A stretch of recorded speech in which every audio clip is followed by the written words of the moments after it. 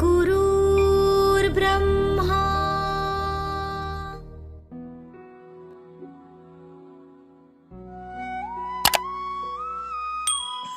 आयु र वेद मिलेर आयुर्वेद बनेको छ। आयु अर्थात् जीवन, वेद अर्थात् ज्ञान अर्थात् जीवनको ज्ञान जुन शास्त्रमा हुन्छ त्यसलाई आयुर्वेद भनिन्छ। आयुर्वेद अथर्ववेदको उपवेद हो। यसलाई पञ्चम वेद पनि भनिएको छ। जीवन जिउने सबै वैज्ञानिक सार्वभौमिक पद्धति हो आयुर्वेद। शरीर इन्द्रिय सत्त्वात्म संयोग आयु रुच्यते अर्थात् शरीर, इन्द्रिय, मन, आत्माको संयोगलाई आयु भनिन्छ। आयु अर्थात् जीवन, जसमा निरोगमय अर्थात् सुखमय जीवनको बारेमा ज्ञान रहेको हुन्छ त्यो आयुर्वेद हो।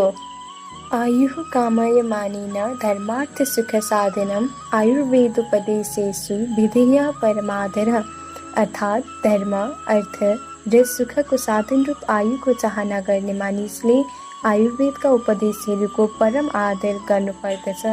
धर्म, अर्थ, काम, मोक्षलाई पुरुषार्थ चतुष्ट भनिन्छ। पुरुष अर्थात् मनुष्य, अर्थ अर्थात् को लागि भन्ने हुन्छ। मनुष्यद्वारा शरीर, मन, बुद्धि र आत्माका सन्तुष्टिको लागि जे प्रयत्न गरिन्छ त्यसलाई पुरुषार्थ भनिन्छ। त्यस्तो काम जसले मनुष्यको जीवनको नियन्त्रणमा सुव्यवस्थित गर्नको लागि पुरुषार्थ आवश्यक हुन जान्छ। जसमा जीवनको लक्ष्य जन्म र मरणको बन्धनबाट मुक्ति बुझिन्छ जसलाई मोक्ष भनिन्छ। जीवनमा धर्म, अर्थ, कामको माध्यमबाट मोक्षको प्राप्ति हुन्छ। जसमा धर्म अर्थात् दायित्व, कर्तव्यपथ, अर्थ अर्थात् धन सम्पत्ति मात्र नभई ती साधन जसको सहायताबाट हामी आफ्नो भौतिक आवश्यकताको पूर्ति गर्छौँ। काम अर्थात् सबै प्रकारका इच्छा, प्रवृत्ति, कामनाहरूको पूर्ति। मोक्ष अर्थात् हृदयको अज्ञानताको नाश तथा जन्म मरणको बन्धनबाट मुक्ति भन्ने बुझाउँछ। यी सबै प्राप्तिका लागि स्वास्थ्य आयु आवश्यक हुन जान्छ।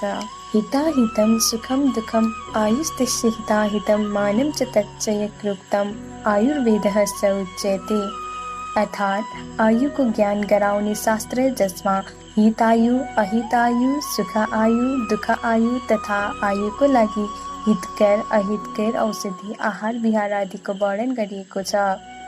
आयुको मान अर्थात् अल्पायु, मध्यमायु, दीर्घायु, अरिष्ट लक्षणहरू पनि बताइएको छ। प्रयोजनं चास्य स्वास्थ्यस्य स्वास्थ्यरक्षणं माधुर्यस्य विकारप्रशमनं च अर्थात् स्वस्थ मनुष्यको स्वास्थ्यलाई रक्षा गर्नु साथै रोगी मनुष्यको रोगलाई निर्मूल पार्नु आयुर्वेदको प्रयोजन रहेको छ। आयुर्वेद अनुसार समदोषः समाग्निश्च समधातुमलक्रिया प्रसन्नात्मेन्द्रिय मनः स्वस्थ इत्यभिधीयते अर्थात् सबै दोष, अग्नि, धातु, मलहरूको अवस्था सँगै आत्मा, इन्द्रिय, मनको अवस्था पनि सम हुन्छ भने त्यसलाई स्वास्थ्य भनिएको छ। आयुर्वेद धेरै सिद्धान्तहरूमा आधारित रहेको छ। पञ्चमहाभूत, त्रिदोष, षट्पदार्थ, त्रिगुण, सप्तधातु र ओज, रसादि पञ्चपदार्थ, जीवात्मा र परमात्मा, पुनर्जन्म र मोक्ष, चतुर्विंशति, त्रिसूत्र, सामान्य विशेष जस्ता अन्य पनि थुप्रै सिद्धान्तहरूमा आयुर्वेद आधारित छ। षट पदार्थको सिद्धान्त जसमा द्रव्य, गुण, कर्म, सामान्य, विशेष र समवाय यी 6 पदार्थहरू षट पदार्थ हुन्। आयुर्वेदको प्रयोजन यी 6 पदार्थहरूको सम्यक ज्ञानमा आश्रित छ भनिएको छ। त्रिगुणवाद अर्थात् सत्व, रज, तम यी 3 त्रिगुण हुन्। सृष्टिभन्दा पहिला यी साम्य अवस्थामा रहन्छन्। यी मध्ये कुनै एक प्रबल भएमा सृष्टिको प्रारम्भ हुन्छ भनिएको छ। पञ्चमहाभूतवाद अर्थात् सर्वद्रव्यं पाञ्चभौतिकम् अस्मिनार्थे अर्थात् पृथ्वी, जल, अग्नि, वायु र आकाश यी 5 महाभूत हुन्। सबै द्रव्यहरू पाञ्चभौतिक छन् भनिएको छ। त्रिदोषवाद जसमा वात, पित्त, कफलाई त्रिदोष मानिन्छ। यसमा वातलाई वायु, पित्तलाई अग्नि र कफलाई जलसँग पनि तुलना गरिएको छ। कफले विसर्ग अर्थात् रस, सञ्चरण, पोषण, पित्तले आदान अर्थात् पाचन, रूपान्तरण, शोषण, वातले विक्षेप अर्थात् गतिद्वारा शारीरिक कार्यहरूको सञ्चालन नियमन गर्दछन्। सप्तधातु र ओजको सिद्धान्त, जसमा रस, रक्त, मांस, मेद, अस्थि, मज्जा, शुक्र यी 7लाई धातु भनिन्छ, जसले शरीरको धारण गर्दछन्। रसले पीडन, रक्तले जीवन, मांसले अस्थि, धमनी इत्यादिको लेपन, मेदले स्नेहन, अस्थिले शरीर स्थिति धारण, मज्जाले अस्थि पूरण, शुक्रले गर्भोत्पादन कर्म गर्दछन्।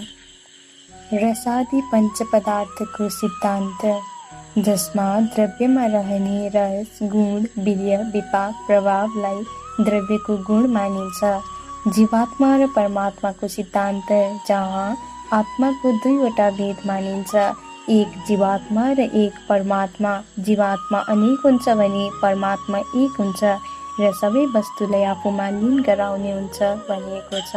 चतुर्विंशति सिद्धान्त, जसमा 8 प्रकृति र 16 विकार रहन्छ। 8 प्रकृति, जसमा अव्यक्त, महान, अहंकार, पञ्चतन्मात्रा तथा 16 विकार, जसमा 5 महाभूत, 5 ज्ञानेन्द्रिय, 5 कर्मेन्द्रिय र 1 उभयेन्द्रिय अर्थात् मन रहन्छ।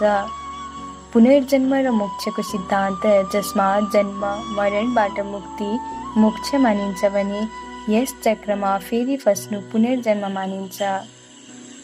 त्रिसूत्रको सिद्धान्त, जसमा हेतु, लिङ्ग र औषधलाई त्रिसूत्र भनिन्छ, जसमा हेतु अर्थात् कारण, लिङ्ग अर्थात् लक्षण, औषध अर्थात् उपचार भन्ने बुझिन्छ।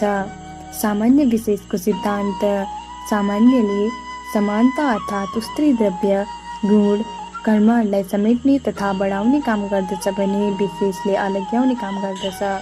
आयुर्वेदका अन्य थुप्रै सिद्धान्तहरू पनि रहेका छन्, जस्तै 3 एषणा अर्थात् प्राण, ध्यान, परलोक, 3 उपस्तम्भ अर्थात् आहार, निद्रा, ब्रह्मचर्य, 3 बल अर्थात् सहज, कालज, युक्तिकृत, रोगका 3 कारण अर्थात् अर्थ, कर्म, काल, 3 रोग अर्थात् नीच, आगन्तुक र मानस, रोगका 3 मार्ग अर्थात् शाखा, मर्मास्थि, सन्धि, कोष्ठ अर्थात् बाह्य, मध्यम, अभ्यन्तर, 3 किसिमका भिषक अर्थात् छद्मजय, सिद्ध साधित, वैद्य गुणयुक्त, 3 प्रकारका भेषज अर्थात् दैव व्यपाश्रय, युक्ति व्यपाश्रय र सत्ता अजय। यसरी आयुर्वेद धेरै सिद्धान्तहरूमा आधारित रहेको छ। कार्यकारण सिद्धान्तहरूले गर्दा यो सृष्टिको सुरुवातदेखि नै अस्तित्वमा आएको बुझिन्छ। काय बाल ग्रहोर्ध्वंस शल्य द्रष्टां जरा विषय, अर्थात् आयुर्वेद 8 अङ्गमा विभाजित रहेको छ। काय अर्थात् काय चिकित्सा, जसमा पुरा शरीरमा हुने वा प्रभाव पार्ने रोगको चिकित्साका बारेमा। बाल अर्थात् कौमारवृत्तीय, जसमा बालक, धात्री र स्तन्य दोष तथा दुष्ट ग्रहजन्य रोगको चिकित्सा बारेमा। ग्रह अर्थात् भूत विद्या, जसमा अदृश्य कारणजन्य वा भूत ग्रह बाधाजन्य रोगको चिकित्साका बारेमा। उद्वाङ्ग अर्थात् शालक्य, जसमा ऊर्ध्व शत्रुगत रोगको चिकित्साका बारेमा। शल्य, जसमा विभिन्न शल्यजन्य रोगको चिकित्सा तथा यन्त्र, शस्त्र, छार, अग्नि आदिको प्रयोगको बारेमा। दृष्टा अर्थात् अगततन्त्र, जसमा विष विज्ञान अर्थात् विषालु जन्तु एवं विष संयोगजन्य रोग व्याधिको उपचार सम्बन्धी। जरा अर्थात् रसायन तन्त्र, जसमा बल, बुद्धि, आयु बढाई स्वास्थ्य राख्ने उपाय सम्बन्धी। र वृष अर्थात् बाजीकरण तन्त्र, जसमा शुक्र, वीर्य सम्बन्धी रोगका बारेमा र काम शक्ति वैद्यक उपाय बारेमा गरी 8 अङ्गहरूमा विभाजित अष्टाङ्गयुक्त छ। यी सम्पूर्णको ज्ञान आयुर्वेदमा विस्तृत रूपमा रहेको छ।